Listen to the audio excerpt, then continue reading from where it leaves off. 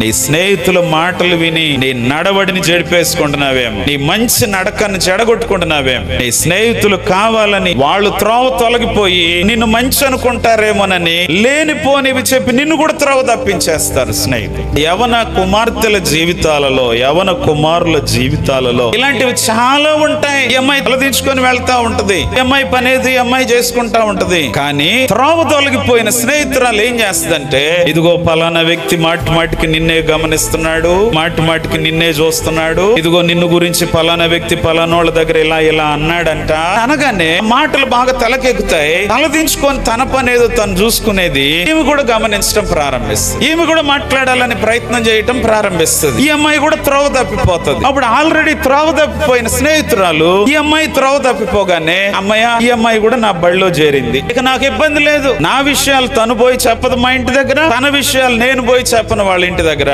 మేమిద్దరము కూడా తోడు దొంగలం అయిపోయాం. ఏ స్నేహితుల మాటలు విని ప్రభు ఇచ్చిన పరిశుద్ధ జీవితాన్ని పతనం చేసేసుకున్నావు, ఏ స్నేహితుల దుర్బోధలు విని దేవుడు ఇచ్చినటువంటి నీ ప్రత్యేకతను పాడు చేసుకున్నావు, ఏ స్నేహితులు నిన్ను పాపము వైపు పురికొల్పుతూ ఉంటే నీకున్న ప్రత్యేకతను స్నేహితుల మాటలు విని పాడు చేసుకున్నావేం. ఇది వరకు దినానికి 5 అధ్యాయాలు బైబిల్ చదివావు, ఇది వరకు దినదినం ప్రార్థన చేశావు, ఇప్పుడు వాక్యము లేదు, ప్రార్థన లేదు, కదిలితే ఫోను, మెదిలితే ఫోన్, జీవితమే ఫోన్ అయిపోయి. మరి బుక్స్ ఎప్పుడు చదివేది, మరి పుస్తకాల వైపు ఎప్పుడు దృష్టి, చదువుకునేది ఎప్పుడు? నువ్వు జాగ్రత్తగా పరిశీలన చేసుకో.